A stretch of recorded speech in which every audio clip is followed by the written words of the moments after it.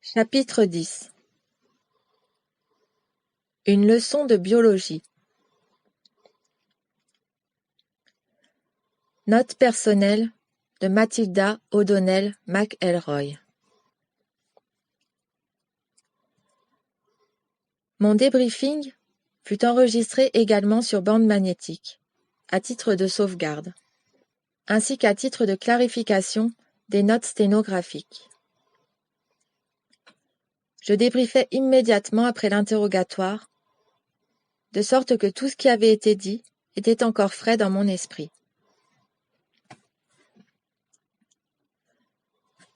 Au moment où je rapportais ces récits à la sténographe de l'assistance, j'étais encore ébranlé.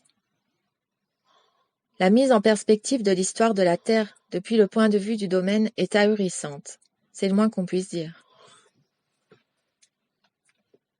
Je ne savais si ma sensation de malaise tenait au fait que j'étais désorienté ou au fait que j'étais réorienté. Dans un cas comme dans l'autre, je me sentais déstabilisé et en pleine confusion. Dans le même temps, quelques vérités semblaient toutefois m'interpeller. J'étais enthousiaste et déconcerté à la fois. La sténographe me jeta, à plusieurs reprises, un regard indécis alors qu'elle était en train de transcrire la leçon d'histoire que je lui livrais. Je suis certaine qu'elle pensait que je perdais l'esprit. Peut-être avait-elle raison. Cependant, s'il était vrai que mon esprit avait été rempli de suggestions hypnotiques et de souvenirs artificiels par l'Ancien Empire, selon ce qu'Earl suggérait, perdre l'esprit pouvait se révéler une bonne idée. Je disposais de peu de temps pour préciser mes propres pensées personnelles sur ces questions. Ma tâche consistait à obtenir d'Earl toutes les informations possibles et à les remettre à la sténographe dès qu'Earl avait terminé sa déclaration. Mon travail ne consistait pas à analyser les informations, mais seulement à les rapporter aussi fidèlement que possible. L'analyse incombait aux hommes qui formaient l'assistance ou à toute autre personne qui recevrait des copies des transcriptions. Je remis également une liste de livres et de matériel qui avait été réclamés par Earl à l'agent qui se trouvait dans la salle d'observation, afin que ces matériels soient rassemblés et remis à Earl. Chaque nuit, après que j'eus quitté Earl, celle-ci passait le reste de la nuit à lire ou à scanner les matériels qui lui avaient été livrés. Chacun des membres de l'assistance recevait une transcription de la dictée sténographique à étudier, et chacun recherchait les informations qui pouvaient l'intéresser.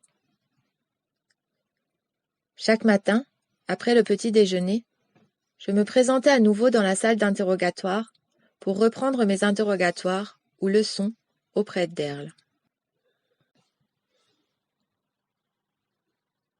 Transcription officielle d'interrogatoire. Top secret. Transcription officielle de l'US Army Air Force. Base aérienne militaire de Roswell. 509e escadron de bombardiers. Sujet: Alien Interview. 28 juillet 1947. Première séance. Les origines de cet univers et de la vie sur Terre, telles qu'elles sont débattues dans les manuels que j'ai lus, sont très inexactes. Vu que vous servez votre gouvernement en tant que travailleur du secteur médical, vos missions exigent que vous compreniez ce que sont les entités biologiques. C'est pourquoi je suis certaine que vous allez apprécier la valeur du matériel que je vais vous exposer aujourd'hui. Les contenus des livres qui m'ont été remis sur des sujets se rapportant à la structure des formes de vie contiennent des informations reposant sur des souvenirs artificiels, des observations inexactes, des données manquantes, des théories hasardeuses et de la superstition. Par exemple, il y a à peine quelques centaines d'années, vos médecins administraient la saignée comme un moyen pour soulager de prétendues humeurs maladives du corps, dans le but de soulager ou soigner une large variété d'affections physiques et mentales.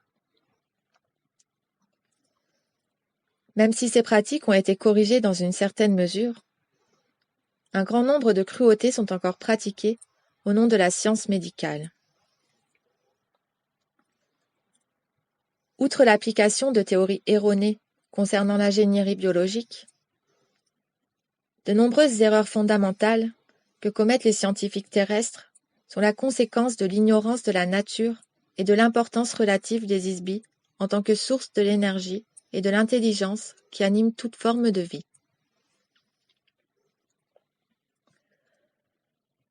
Bien que ce ne soit pas une priorité du domaine d'intervenir dans les affaires de la Terre,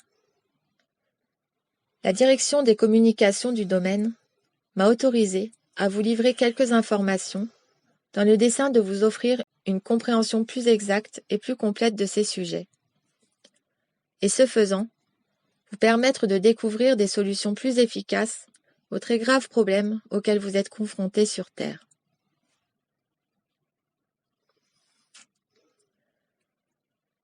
Les informations correctes concernant l'origine des entités biologiques ont été effacées de votre esprit, ainsi que de l'esprit de vos dirigeants. Afin de vous aider à récupérer une partie de votre propre mémoire, je vais vous faire part de certaines données factuelles se rapportant à l'origine des entités biologiques. Je demandai à Earle si elle faisait référence à la question de l'évolution. Earle répondit « Non, pas exactement ».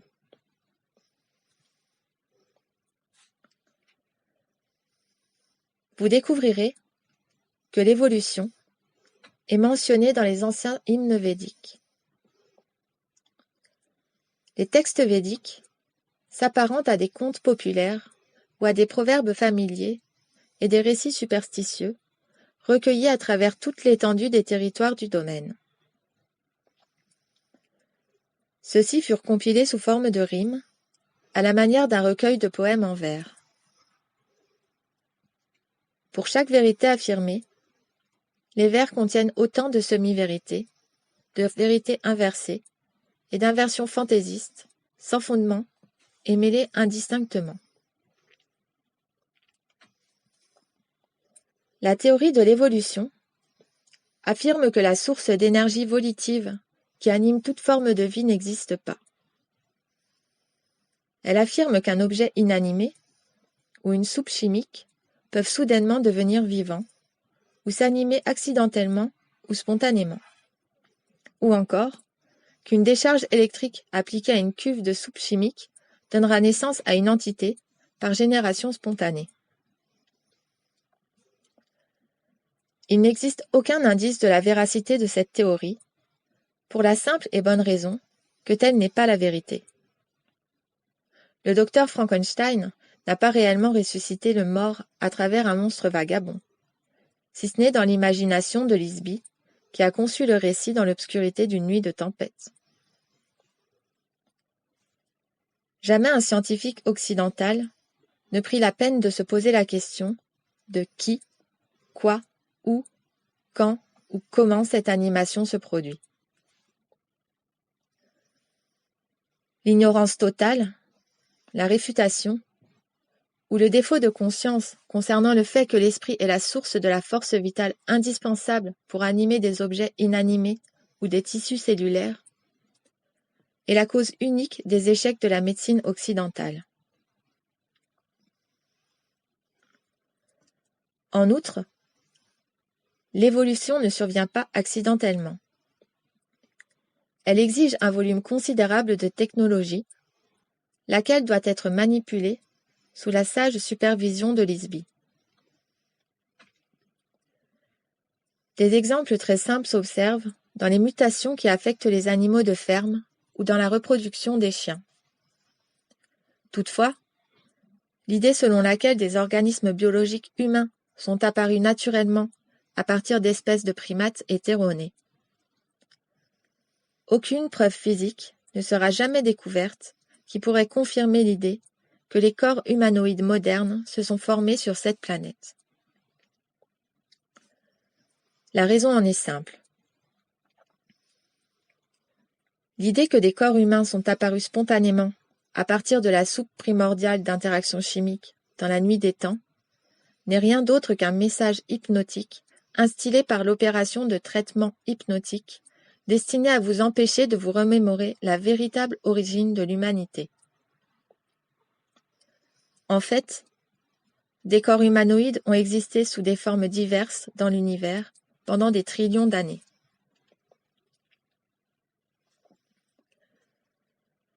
Cela est rendu plus complexe par le fait que les hymnes védiques ont été apportés sur Terre il y a 8200 ans par le corps expéditionnaire du domaine.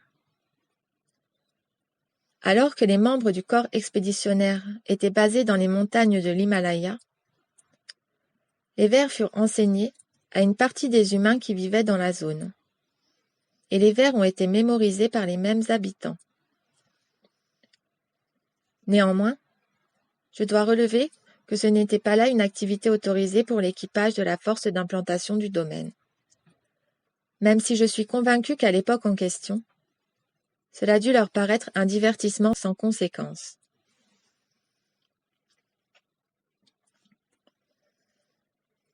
Les vers furent transmis oralement de génération en génération, pendant des milliers d'années, dans les contreforts de l'Himalaya, avant de se répandre dans l'Inde entière. Personne au sein du domaine ne reconnaît comme factuel aucun des matériaux contenus dans les hymnes védiques, pas plus que vous n'auriez recours aux contes de Grimm comme guide pour élever vos enfants.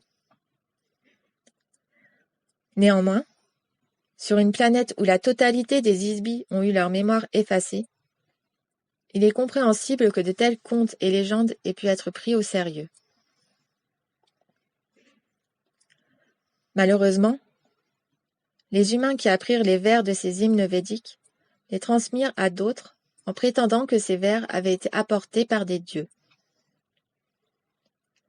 Par la suite, le contenu des vers fut accepté littéralement comme étant la vérité. Le contenu allégorique et métaphorique des Védas fut platement accepté et mis en pratique comme un fait dogmatique.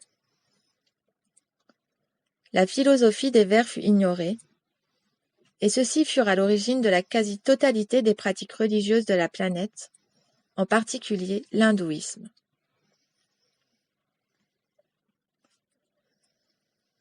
En tant qu'officier, pilote et ingénieur du domaine, je suis tenu d'adopter toujours un point de vue très pragmatique. Je n'aurais pu être efficace ni accomplir mes missions si j'avais dû utiliser un dogme ou une rhétorique philosophique comme manuel d'opération. En conséquence, notre commentaire sur l'histoire repose sur des faits réels qui se sont produits longtemps avant que les Isbis ne soient apparus sur Terre et longtemps avant que l'Ancien Empire n'eût pris le pouvoir. Je peux retracer une partie de cette histoire à partir de mon expérience personnelle. Il y a plusieurs milliards d'années, j'étais membre d'un laboratoire de biologie de premier plan dans une galaxie éloignée de celle-ci. Ce laboratoire se nommait Entreprise de régénération Arcadia. J'étais un ingénieur en biologie, entouré d'une nombreuse équipe de techniciens. Notre activité consistait à créer et à livrer de nouvelles formes de vie à des planètes inhabitées. À cette époque, il existait dans la région des millions de systèmes solaires, comprenant des millions de planètes habitables. À la même époque, existaient également de nombreuses autres firmes de laboratoires en biologie. Chacune d'elles était spécialisée dans la production de types spécifiques de formes de vie, selon la catégorie de la planète qui devait être peuplée. Au bout d'une très longue période, ces laboratoires mirent au point un catalogue très étendu des espèces présentes à travers les galaxies. La plus grande partie du matériel génétique fondamental est commun à toutes les espèces vivantes. C'est pourquoi la majeure partie de leur travail consistait à pratiquer des altérations du modèle génétique fondamental afin d'engendrer des mutations dans les formes de vie, de sorte qu'elles évoluent pour former des habitants adaptés à diverses catégories de planètes. L'entreprise de régénération Arcadia était spécialisée dans les mammifères des zones forestières et les oiseaux des régions tropicales. Notre département commercial négocia des contrats avec plusieurs gouvernements planétaires ainsi que des acheteurs indépendants provenant de l'univers entier. Les ingénieurs créèrent des animaux compatibles avec les variations du climat, de la densité atmosphérique et terrestre, ainsi que de la composition chimique. En outre, nous fûmes payés pour intégrer nos spécimens avec des organismes biologiques conçus par d'autres sociétés et qui vivaient déjà sur une planète.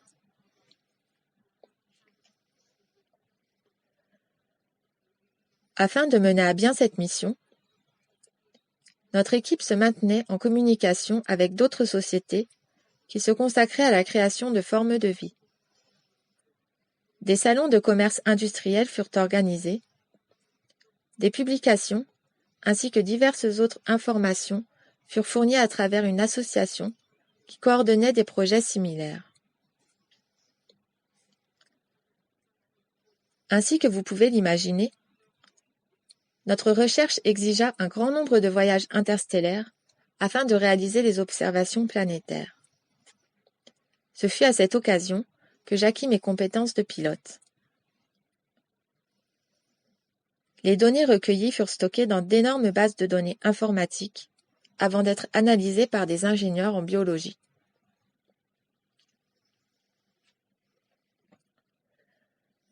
Un ordinateur est un équipement électronique qui sert de cerveau artificiel ou de machine dédiée aux calculs complexes. Il est capable d'archiver des informations, d'effectuer des calculs, de résoudre des problèmes et d'accomplir des fonctions mécaniques.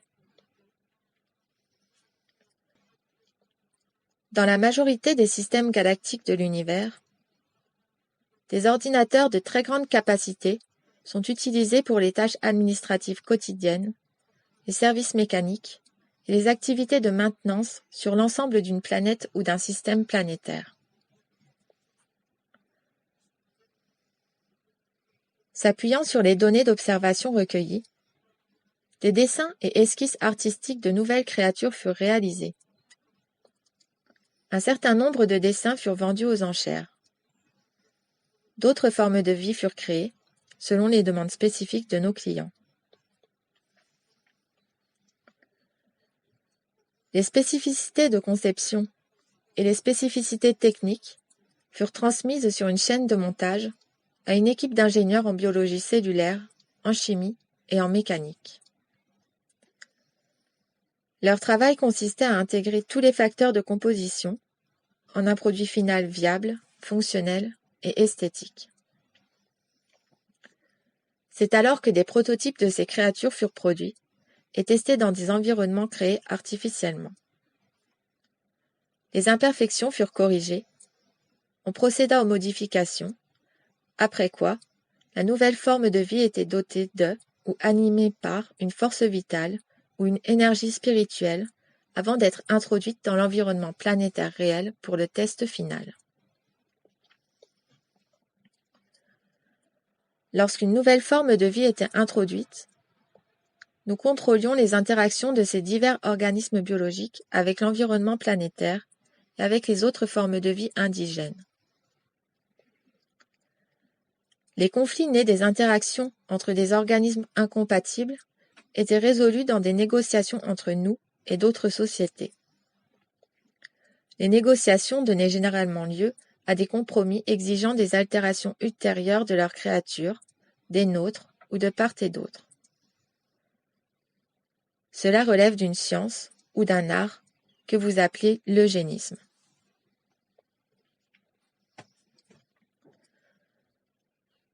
Dans quelques cas, Des modifications furent pratiquées dans l'environnement planétaire, rarement toutefois, l'architecture d'une planète étant beaucoup plus complexe que la modification d'une forme de vie individuelle. Au même moment, un ami et ingénieur avec lequel j'avais auparavant travaillé dans l'entreprise de régénération Arcadia, longtemps après que j'eus quitté la société, me dit que l'un des projets dont il avait passé contrat à une époque plus récente consistait à fournir des formes de vie à la Terre en vue de repeuplement, après qu'une guerre dans ce secteur de la galaxie ait pratiquement détruit toute vie sur les planètes de ce secteur. Cela se passait il y a 70 millions d'années environ.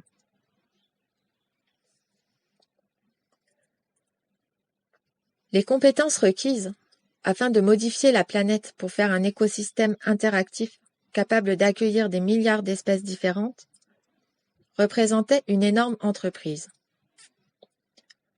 Des consultants spécialisés, issus de presque toutes les sociétés de biotechnologie de la galaxie, furent envoyés pour collaborer au projet. Ce que vous voyez à présent sur Terre est l'immense diversité de formes de vie qui résulta de ce travail.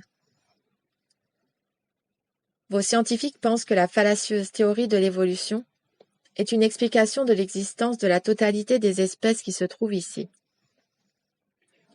La vérité est que la totalité des espèces présentes sur cette planète et sur toute autre planète de cet univers ont été créées par des sociétés telles que les nôtres. Comment expliqueriez-vous autrement les millions d'espèces vivantes totalement hétérogènes et étrangères les unes aux autres qui occupent les continents et les océans de cette planète? Comment pouvez-vous expliquer autrement la source de l'animation spirituelle qui définit chaque créature vivante? Dire que c'est là le travail de Dieu est s'aventurer beaucoup trop loin. Chaque Isbi possède plusieurs noms et plusieurs visages à différentes époques et dans des lieux différents. Chaque Isbi est un dieu. Lorsqu'il habite un objet physique, il devient la source de la vie. Ainsi, il existe des millions d'espèces d'insectes. Environ 350 000 de celles-ci sont des espèces de coléoptères. Il n'y a peut-être pas moins de 100 millions d'espèces vivant sur Terre à la même époque. De plus, ont vécu sur Terre plusieurs fois plus d'espèces disparues qu'il n'y a d'espèces existantes. Quelques-unes de ces espèces seront redécouvertes dans les archives fossiles ou géologiques de la Terre. L'actuelle théorie de l'évolution des espèces sur Terre ne prend pas en compte le phénomène de la diversité biologique. L'évolution par sélection naturelle n'est que science-fiction. Une espèce n'apparaît pas de façon accidentelle ou aléatoire pour devenir une autre espèce, comme le prétendent les manuels sur Terre, sans la manipulation d'un matériel génétique par un Isbi. Un simple exemple de l'intervention des Isbi est la reproduction sélective d'une espèce sur Terre. Au cours des 100 dernières années, plusieurs centaines d'espèces de chiens, plusieurs centaines de variétés de pigeons et des douzaines de carpes koi ont été créées à partir d'une seule espèce originelle. Sans l'intervention active des Isbi, les organismes biologiques changent rarement.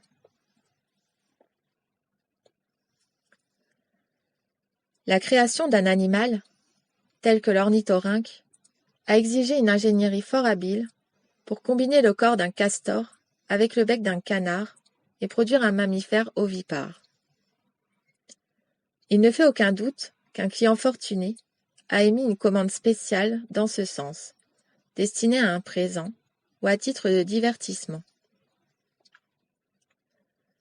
Je suis certaine que le laboratoire d'une société de biotechnologie a travaillé sur cette commande pendant de longues années pour obtenir une espèce capable de se reproduire.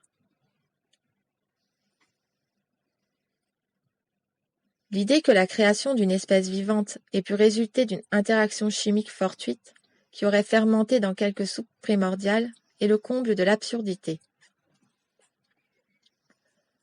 En fait, plusieurs organismes terrestres, tels que Proteobacteria, sont des modifications d'un phylum conçu premièrement à l'intention des planètes Soleil type 3, classe C.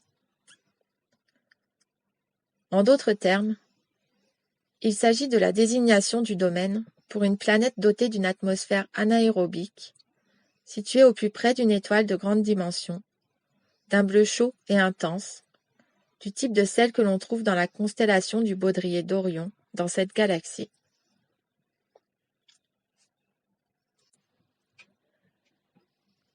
Créer des espèces vivantes est une tâche très complexe, de haute technicité, réservée à des individus spécialisés dans ce champ d'activité. Les anomalies génétiques sont stupéfiantes pour des biologistes terriens dont la mémoire a été effacée. Malheureusement, les implants de fausse mémoire pratiqués par l'Ancien Empire empêchent les scientifiques terrestres de relever des anomalies criantes. Le défi technique majeur concernant les organismes biologiques fut l'invention de l'autorégénération ou reproduction sexuelle. Celle-ci fut inventée comme solution au problème consistant à devoir produire continuellement des créatures de substitution pour celles qui avaient été détruites ou consommées par d'autres créatures. Les gouvernements planétaires ne voulaient pas continuer à acheter des animaux de substitution. L'idée fut conçue il y a des trillions d'années, au terme d'un congrès qui s'est réuni afin de résoudre des litiges entre intérêts concurrents dans l'industrie de la biotechnologie. Le tristement célèbre Conseil de Yume-Krum fut chargé de coordonner la production des créatures. Un compromis fut atteint, après que certains membres du Conseil aient été corrompus ou assassinés, par lequel ils ratifièrent un accord dont une conséquence fut le phénomène biologique que nous appelons à présent la chaîne alimentaire.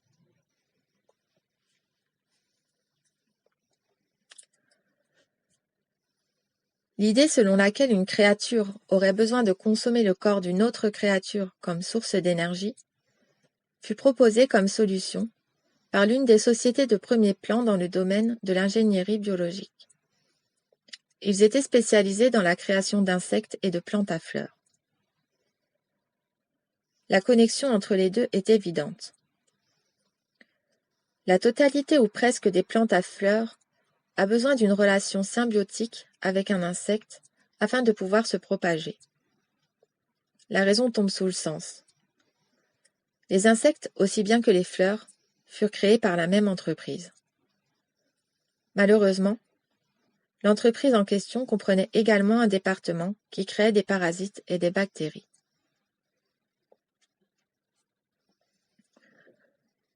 Le nom de l'entreprise, sommairement traduit en anglais, serait Insectes et fleurs.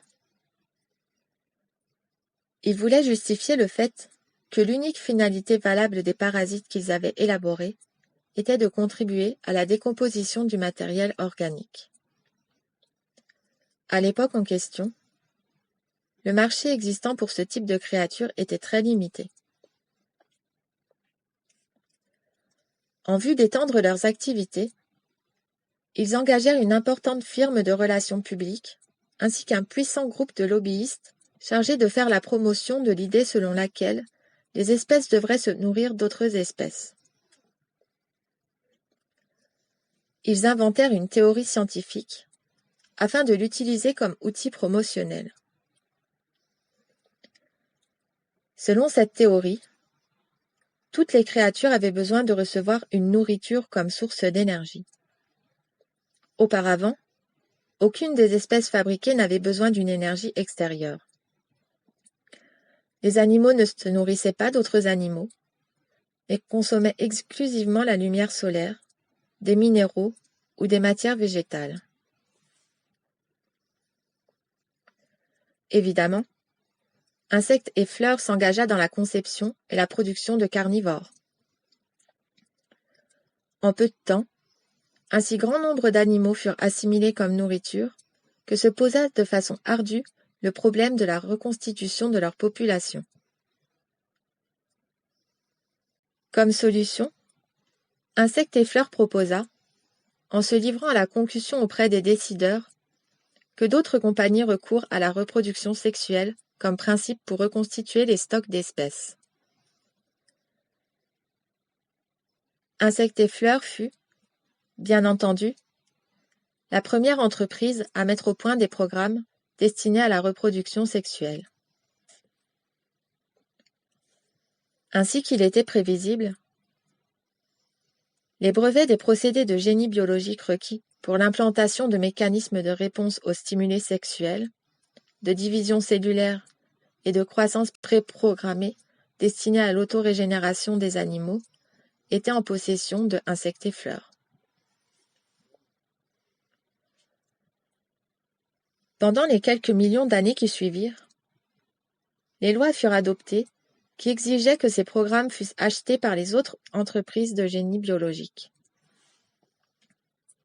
Ces programmes devaient être imprimés dans la constitution cellulaire de la totalité des espèces vivantes. Rendre viable une idée aussi exigeante et difficile à mettre en pratique devint une tâche fort onéreuse pour d'autres firmes de biotechnologie. Cela entraîna la récession et l'effondrement de l'ensemble de l'industrie. Finalement, l'idée nourriture et sexe ruina complètement l'industrie de la biotechnologie, y compris Insectes et Fleurs. L'industrie s'effondra entièrement, alors que disparaissait le marché de la production d'espèces. En conséquence, lorsqu'une espèce est éteinte, il n'existe plus de moyen de la restaurer, étant donné qu'a été perdue la technologie permettant la création de nouvelles espèces. Bien évidemment, aucune de ces technologies n'a jamais été connue sur Terre et ne le sera probablement jamais. Il existe, jusqu'à aujourd'hui, des archives informatiques sur quelques planètes lointaines qui assurent une sauvegarde des procédés de génie biologique. Il est probable que les laboratoires et les ordinateurs existent encore quelque part. Toutefois, personne ne se trouve à proximité pour mettre à profit ces archives. En conséquence, vous comprendrez pourquoi il est si important pour le domaine de préserver les créatures encore présentes sur Terre, dont le nombre ne cesse de décroître.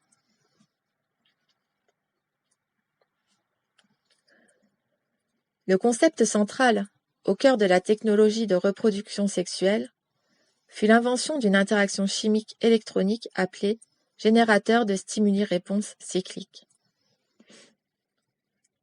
Il s'agit d'un programme génétique qui suscite une pulsion reproductive apparemment spontanée et périodique.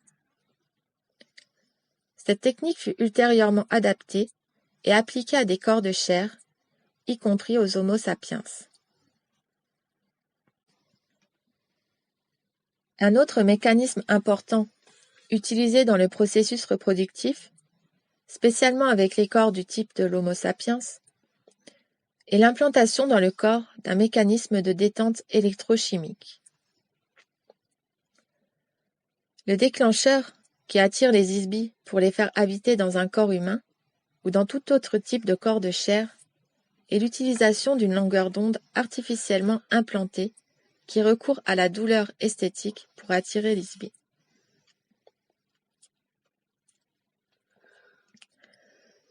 Chaque piège présent dans l'univers, y compris ceux utilisés pour capturer les isbies qui sont encore libres, a pour appât une longueur d'onde électronique. Les sensations causées par la longueur d'onde esthétique sont plus attirantes pour un isbie que toute autre sensation. Lorsque sont combinées ensemble les ondes électroniques de la douleur et de la beauté, la conséquence en est que l'isbie se trouve fixé dans le corps.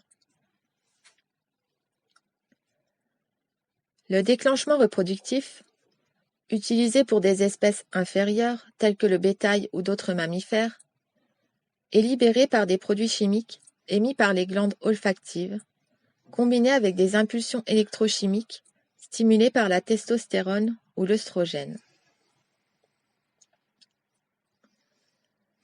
Ces stimuli sont également en interaction avec des niveaux alimentaires qui poussent l'être vivant à se reproduire lorsqu'il est privé de sources de nourriture.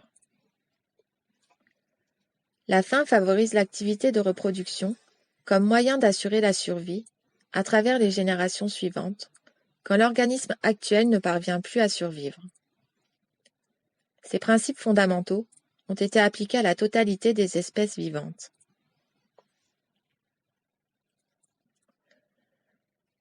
L'affaiblissement et l'addiction, qui sont induits par l'onde électronique de douleurs sexuelles esthétiques, est la raison pour laquelle la classe dirigeante du domaine n'habite pas dans des corps de chair.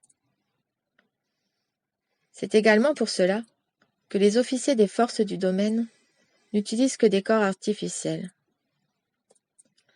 Cette onde électronique s'est révélée, pour autant que je sache, le dispositif de capture le plus efficace qui ait jamais été créé dans l'histoire de l'univers.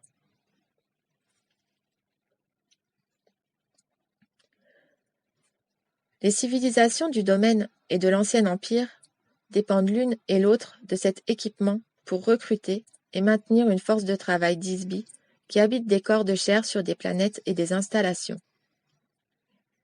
Ces Isbi forment les membres de la classe laborieuse qui accomplissent tous les travaux corvéables, manuels et ingrats sur les planètes. Ainsi que je l'ai mentionné, il existe une hiérarchie ou un système de classes extrêmement rigide et inamovible applicable à la totalité des Isbi, aussi bien dans l'Ancien Empire qu'au sein du domaine, et qui s'organise comme suit. La classe supérieure est formée par des Isbi libres. En d'autres termes, ces derniers ne sont pas limités à l'usage d'un type particulier de corps, et ils peuvent aller et venir à leur gré, dans la mesure où ils ne détruisent pas, ni n'interfèrent pas avec l'organisation sociale, économique et politique. En dessous de cette classe se trouvent plusieurs niveaux d'Isbi limités qui sont autorisés à utiliser occasionnellement un corps. Des limitations sont imposées à chaque Isbi en fonction de l'étendue du pouvoir, des capacités et de la mobilité dont il fait preuve. Viennent ensuite les classes à corps artificiels auxquelles j'appartiens. La presque totalité des officiers et membres d'équipage des vaisseaux spatiaux ont l'obligation de voyager dans l'espace intergalactique. C'est pourquoi chacun d'eux est équipé d'un corps fabriqué à partir de matériaux extrêmement légers et résistants. Plusieurs types de corps ont été conçus en vue d'accomplir des fonctions spécialisées. Certains de ces corps présentent des accessoires, tels que des instruments et équipements interchangeables, servant aux activités de maintenance, à l'exploitation minière, la gestion des produits chimiques, la navigation. Il existe de nombreuses variantes de ce type de corps qui servent également comme insigne de rang. Au niveau inférieur figure la classe des soldats. Les soldats sont équipés d'une multitude d'armes, ainsi que d'armements spécialisés, conçus pour détecter, combattre et éliminer tout type d'adversaire. Une partie des soldats sont des corps mécaniques artificiels. La majorité des soldats sont des robots, commandés à distance, et n'ont pas de désignation de classe. Les classes inférieures sont limitées à des corps de chair. Bien entendu, ces corps ne sont pas aptes à voyager dans l'espace pour des raisons évidentes. Principalement, les corps de chair sont beaucoup trop fragiles pour endurer les pressions de la gravité, des températures extrêmes, l'exposition aux radiations, la chimie atmosphérique et le vide spatial. Existent également les obstacles logistiques évidents, que sont l'alimentation, l'élimination, le sommeil, les composants atmosphériques, ainsi que la pression atmosphérique nécessaire au corps physique et que n'exigent pas les corps artificiels.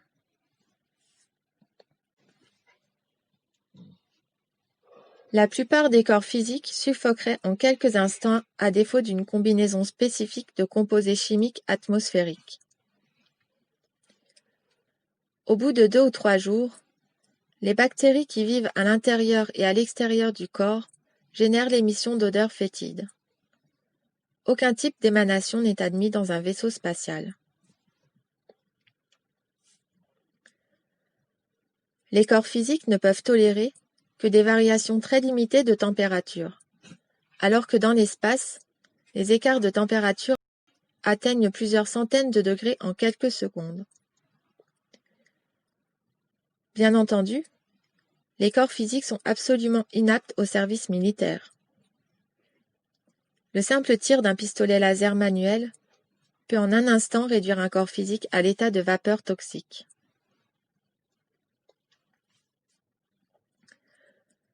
Les isbies qui habitent des corps physiques ont perdu une grande partie de leurs facultés originelles et de leurs pouvoirs. Même s'il est possible théoriquement de récupérer ou réhabiliter ces facultés, aucun moyen pratique à cet effet n'a été découvert ou autorisé par le domaine. Bien que les vaisseaux spatiaux du domaine traversent des trillions d'années-lumière en un seul jour, le temps nécessaire pour parcourir l'espace situé entre les galaxies est considérable, indépendamment du temps requis pour accomplir un ensemble de missions, ce qui peut exiger des milliers d'années. Les corps biologiques ne vivent que pour une durée très limitée, de 60 à 150 ans au plus, tandis que les corps artificiels peuvent être réutilisés et réparés presque infiniment.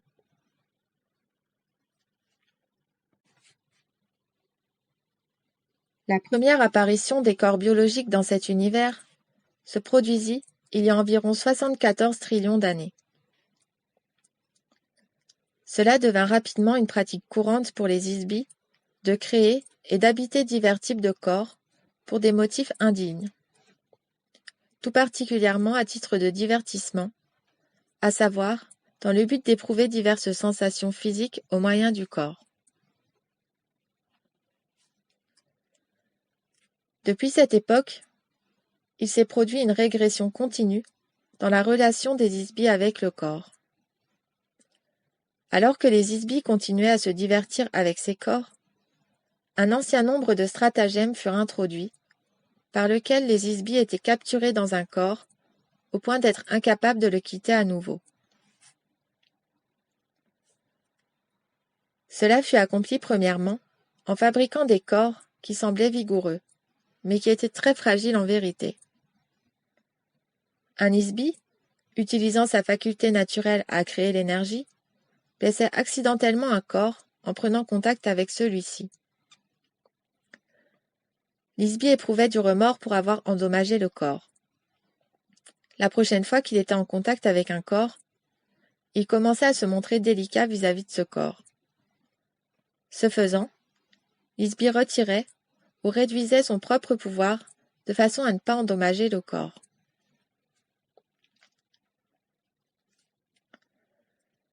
Un parcours très long d'embûches du même genre, combiné avec des mésaventures similaires, eut pour conséquence qu'un grand nombre d'isbies furent capturés de façon permanente dans les corps. Bien entendu, cela devint une entreprise lucrative pour quelques isbies qui profitèrent de la situation pour mettre en esclavage d'autres isbies. L'asservissement qui s'ensuivit s'est poursuivi pendant des trillions d'années et perdure jusqu'à aujourd'hui. Très récemment, l'effondrement de la capacité des isbies à préserver un état personnel de liberté opérationnelle, ainsi que de la capacité à créer l'énergie, donna lieu à la hiérarchisation ou au système de classe qui est soigneusement préservé. L'utilisation d'un type de corps comme symbole de chaque classe est courant dans l'Ancien Empire, aussi bien que dans le domaine.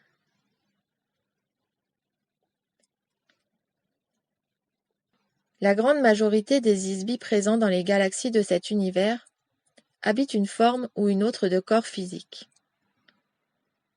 La constitution, l'aspect, le mode opérationnel et l'habitat de ces corps varient selon la gravité, l'atmosphère et les conditions climatiques de la planète sur laquelle ils habitent. Les types de corps sont largement prédéterminés par le type et la dimension de l'étoile autour de laquelle la planète gravite, par la distance à l'étoile et les composantes géologiques, aussi bien qu'atmosphériques de la planète. De façon générale, ces étoiles et planètes relèvent d'une échelle de classification largement admise à travers l'univers. Par exemple, la Terre est identifiée, de façon sommaire, comme une planète de type Soleil type 12, planète classe 7. C'est-à-dire une planète de forte gravité, d'atmosphère à base de nitrogène-oxygène, habitée par des formes de vie biologiques, située à proximité d'un Soleil unique, jaune, de taille moyenne, à faible radiation, soit une étoile de type 12. Les désignations exactes sont difficiles à traduire du fait que la nomenclature astronomique en langue anglaise est extrêmement limitée. Il existe une aussi grande variété de formes de vie que de grains de sable sur une plage. Tâchez d'imaginer combien de créatures et de types de corps différents ont été fabriqués par les millions de sociétés telles que insectes et fleurs à travers la multitude des systèmes solaires sur une période de 74 trillions d'années.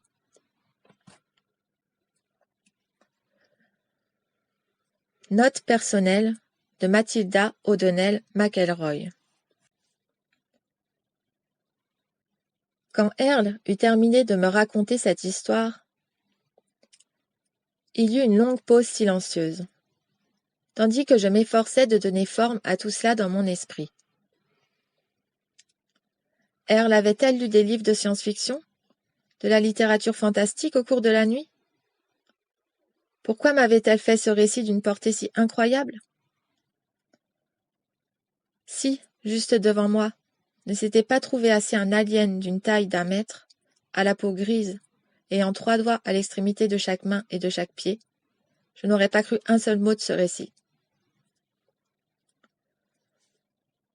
Rétrospectivement, au cours des 60 années qui se sont écoulées depuis l'époque à laquelle Earl me fit part de ces informations,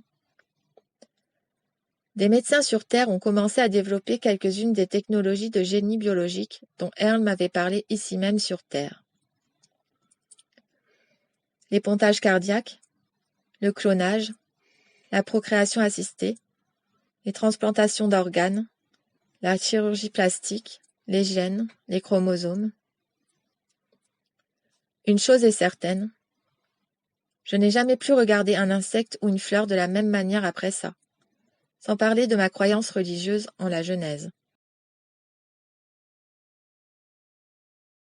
Chapitre 11.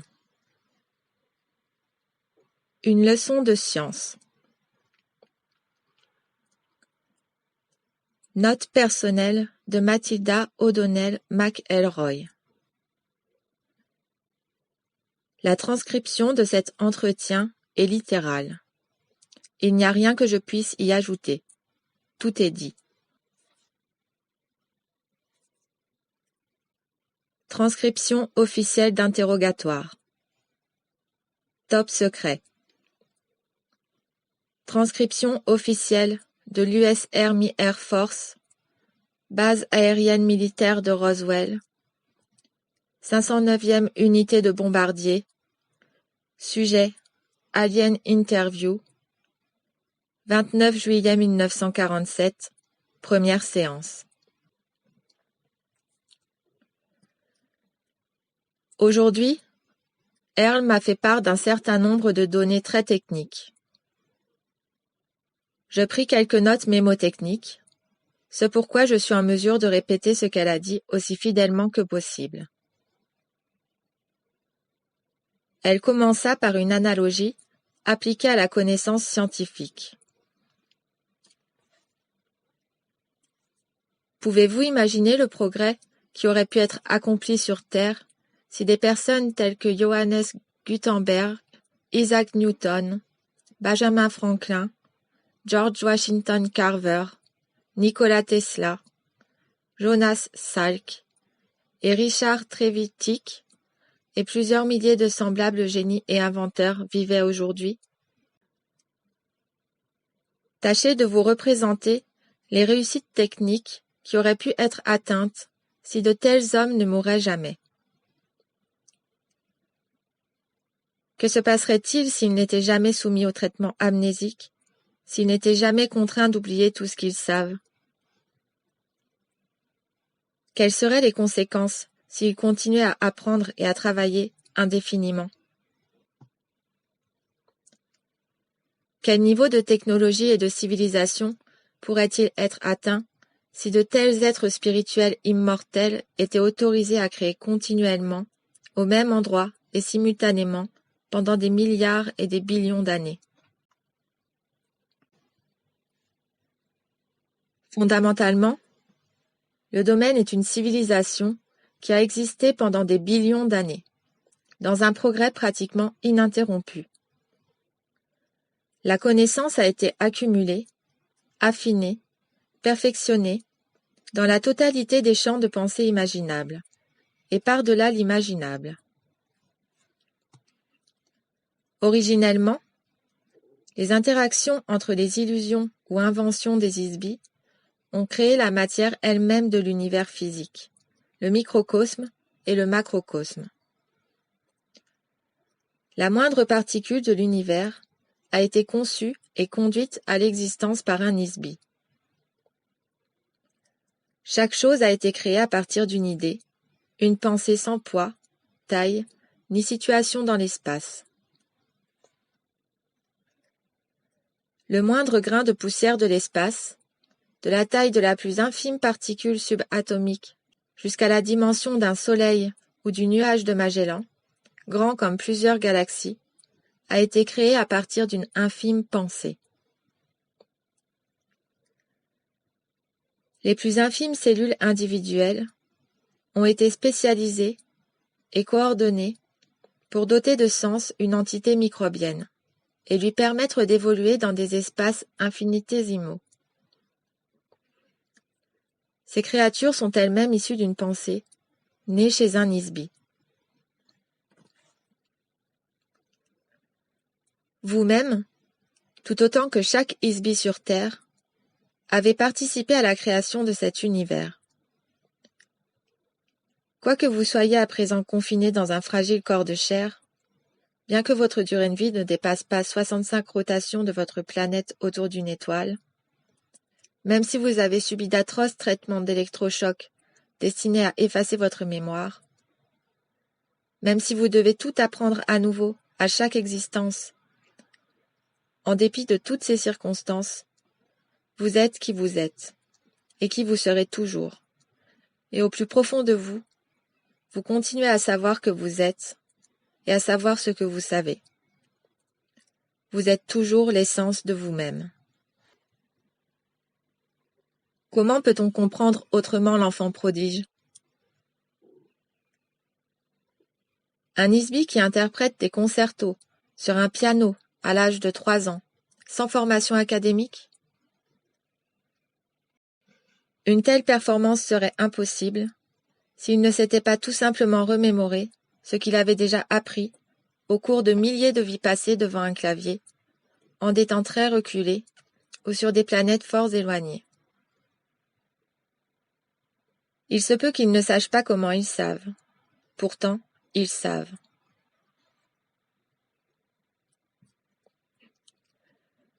L'humanité a créé plus de technologies au cours des 100 dernières années que pendant les 2000 ans passés. Pourquoi? La réponse est simple. L'influence de l'ancien empire sur l'esprit et les affaires de l'humanité a été considérablement étouffé par le domaine. Un nouvel essor de l'invention s'est produit sur Terre en 1250 après Jésus-Christ, avec la destruction de la flotte spatiale de l'Ancien Empire dans le système solaire.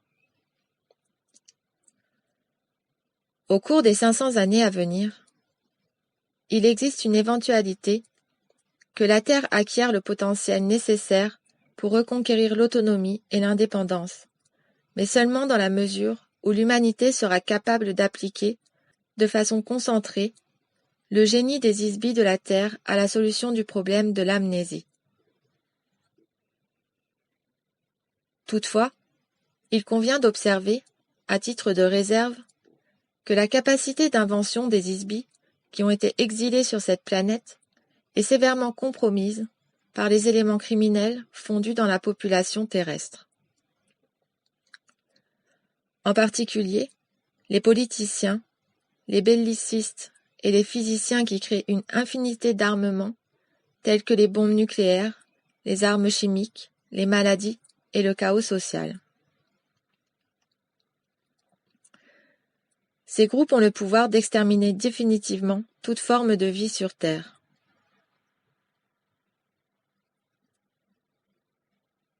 Les explosions, relativement modérées, qui ont été testées et utilisées sur Terre au cours des 2 dernières années, ont elles-mêmes le pouvoir de détruire toute vie, si ces armes sont déployées en quantité suffisante.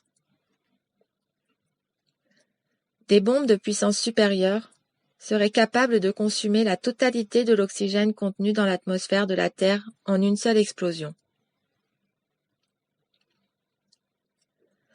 En conséquence, les problèmes fondamentaux qui doivent être résolus afin de nous assurer que la Terre ne sera pas détruite par la technologie sont les problèmes sociaux et humanitaires.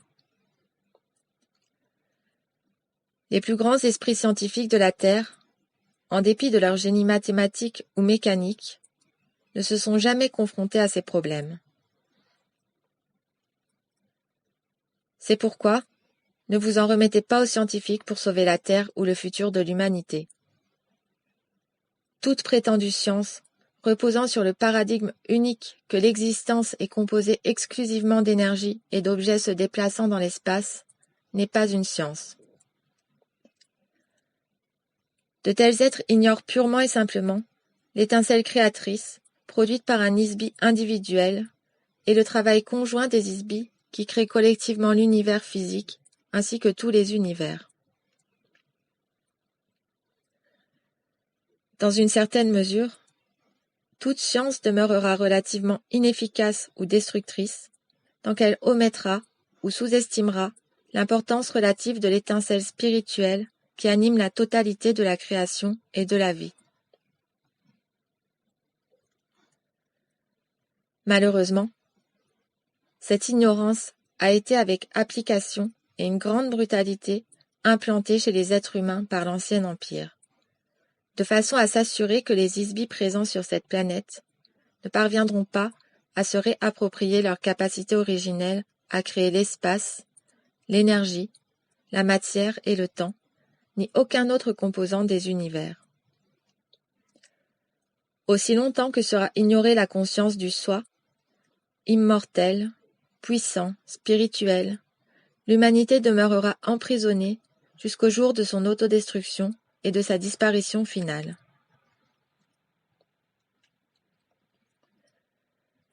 N'accordez pas plus de crédit au dogme des sciences physiques pour comprendre les forces fondamentales de la création que vous ne feriez confiance aux incantations d'un chaman faisant brûler des bâtons d'encens. Dans l'un et l'autre cas, le résultat assuré est l'emprisonnement et l'anéantissement. Les scientifiques prétendent observer, mais ils ne font que supposer qu'ils voient, et c'est ce qu'ils appellent un fait. De même que l'aveugle, un scientifique ne peut pas apprendre à voir jusqu'à ce qu'il réalise qu'il est aveugle. Les faits, selon les critères de la science terrestre, ne prennent pas en compte la source de la création. Ils se bornent à inclure le résultat ou les produits indirects de la création. Les faits, selon le critère de la science, n'intègrent aucun souvenir du passé pratiquement infini de l'expérience de l'existence. L'essence de la création et de l'existence ne peut être découverte à travers la lentille d'un microscope, ni par aucune autre mesure de l'univers physique. Personne ne comprendra, à l'aide de compteurs ou de compas, le parfum d'une fleur ou la douleur d'un amant abandonné.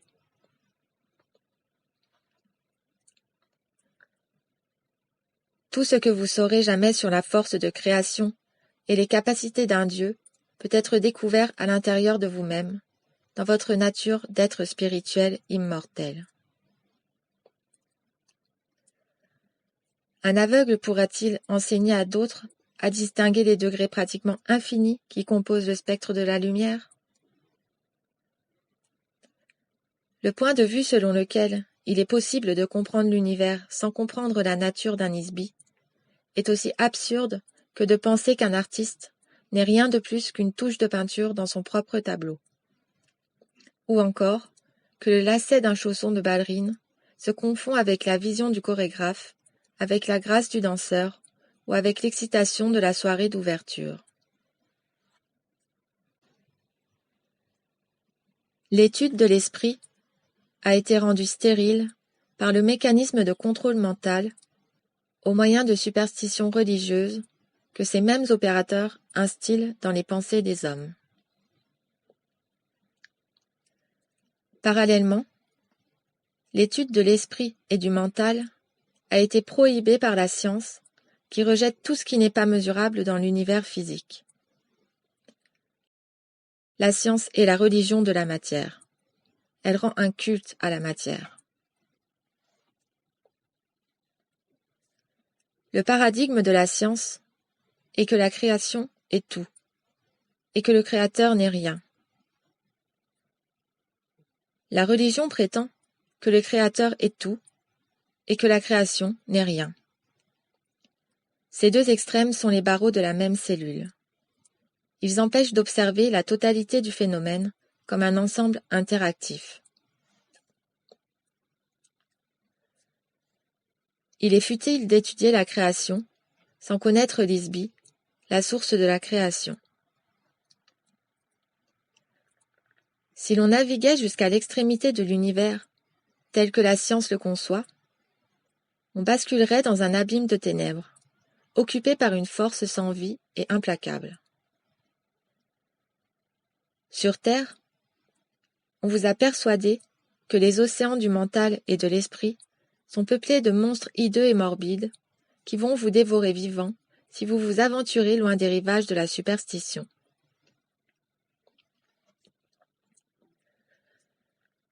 Il est d'un intérêt vital pour le système carcéral de l'Ancien Empire de vous empêcher d'examiner votre propre esprit. Il redoute que vous parveniez à distinguer dans votre propre mémoire les maîtres esclavagistes qui vous maintiennent emprisonnés. La prison est formée de fantômes qui habitent vos pensées. Ces fantômes sont faits de mensonges, de douleurs, de pertes et de peurs.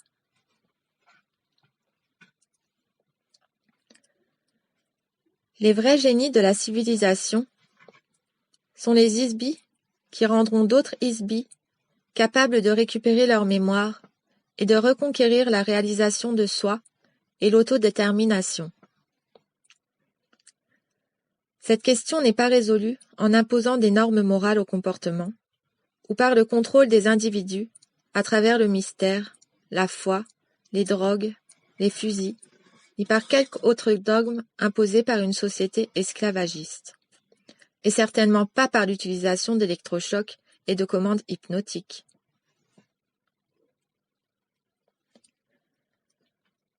La survie de la Terre, et de tout être vivant sur Terre, dépend de la capacité à recouvrer la mémoire des facultés que vous avez accumulées au cours de millions d'années. En d'autres termes, de votre capacité à récupérer l'essence de vous-même. Un art, une science, une technologie de ce type n'ont jamais été conçus au sein de l'Ancien Empire. Si tel était le cas, il n'aurait pas recours à la solution qui vous a conduit à votre condition actuelle sur Terre. Une telle technologie n'a pas non plus été mise au point par le domaine. Jusqu'à une époque récente, la nécessité de réhabiliter un ISBI en l'affranchissant de l'amnésie ne s'était pas présentée. Voilà pourquoi personne n'a jamais travaillé à résoudre ce problème. Jusqu'à présent, malheureusement, le domaine ne dispose pas de solution à cet effet.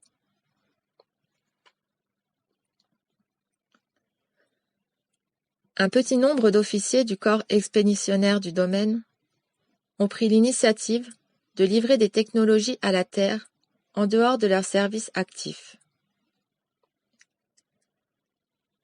Ces officiers quittent leur corps artificiel à la station spatiale et en tant qu'ISBI, s'emparent de ou prennent le contrôle d'un corps biologique sur Terre. Dans certaines occasions, un officier est capable de rester en service tout en occupant et en contrôlant plusieurs corps simultanément. Il s'agit là d'une entreprise extrêmement périlleuse et incertaine. Seul un ISBI aux capacités supérieures peut accomplir une telle mission et faire retour à la base avec succès. Un officier qui a accompli cela récemment, tout en continuant à assurer ses missions officielles, fut connu sur Terre comme l'inventeur de l'électronique, Nikola Tesla. Il est dans mes intentions, même si cela n'entre pas dans mes ordres de mission, de vous assister dans vos efforts afin de promouvoir le progrès scientifique et le sens humanitaire sur Terre. Mon intention est de venir en aide à d'autres ISBI, de sorte qu'ils puissent s'aider eux-mêmes. En vue de résoudre le problème de l'amnésie sur Terre, vous aurez besoin d'une quantité considérable de technologies avancées, de même que de stabilité sociale. En effet, il vous sera nécessaire de consacrer du temps à la recherche et à la mise au point de techniques destinées à affranchir l'ISBI vis-à-vis du corps et à libérer de l'amnésie le mental de l'ISBI.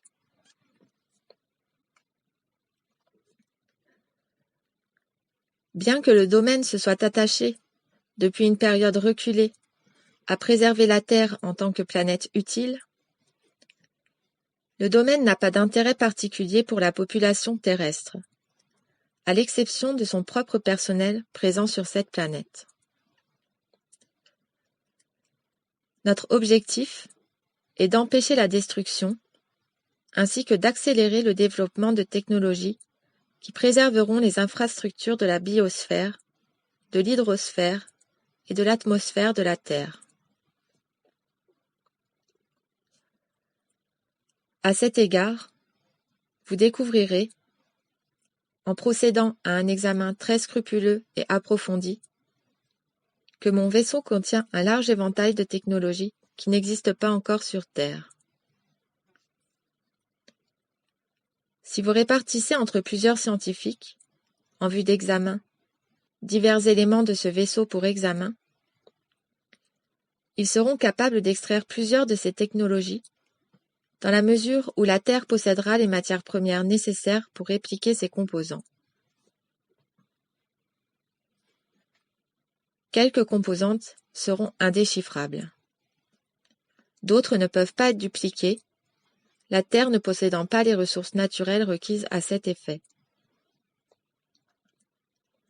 Cela est plus particulièrement vrai des métaux utilisés dans la construction du vaisseau. Non seulement ces métaux n'existent pas sur Terre, mais la conception des procédés de raffinage nécessaires pour produire ces métaux s'est étirée sur des milliards d'années.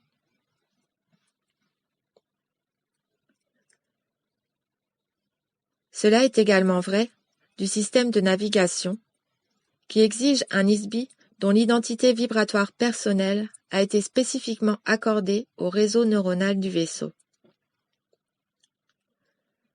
Le pilote du vaisseau doit impérativement posséder un très haut degré d'énergie volitive, de discipline, d'entraînement et d'intelligence pour piloter un tel vaisseau. Les ISBI de la Terre sont incapables d'une telle performance parce qu'elle exige l'utilisation d'un corps artificiel créé spécialement à cet effet. La mémoire de ces technologies sera réveillée instantanément chez plusieurs scientifiques terrestres, dont certains sont parmi les esprits les plus brillants de l'histoire de l'univers, lorsqu'ils examineront les composants du vaisseau. De la même manière que les scientifiques et physiciens de la Terre ont été capables de se remémorer les procédés destinés à recréer les générateurs électriques, la combustion interne, la locomotion à vapeur, la réfrigération, l'aviation, les antibiotiques et d'autres instruments de votre civilisation, ils redécouvriront également, dans mon vaisseau, d'autres technologies d'importance vitale.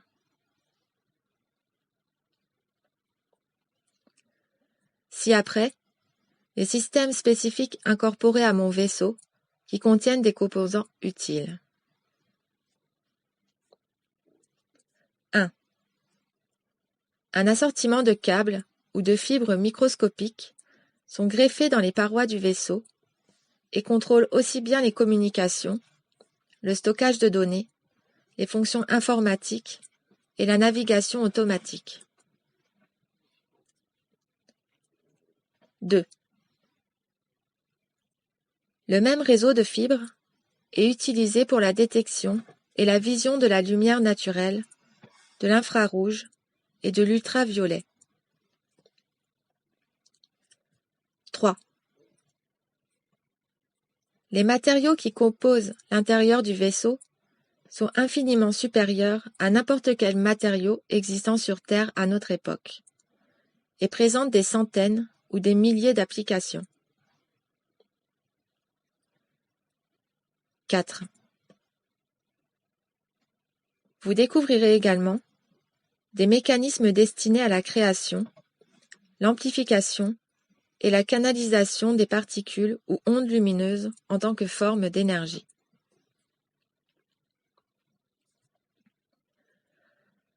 En qualité d'officier, pilote et ingénieur des forces du domaine, je n'ai pas la liberté de discuter ou de rapporter de quelque manière que ce soit le détail du pilotage ou de la construction du vaisseau, par-delà ce que je viens de vous révéler.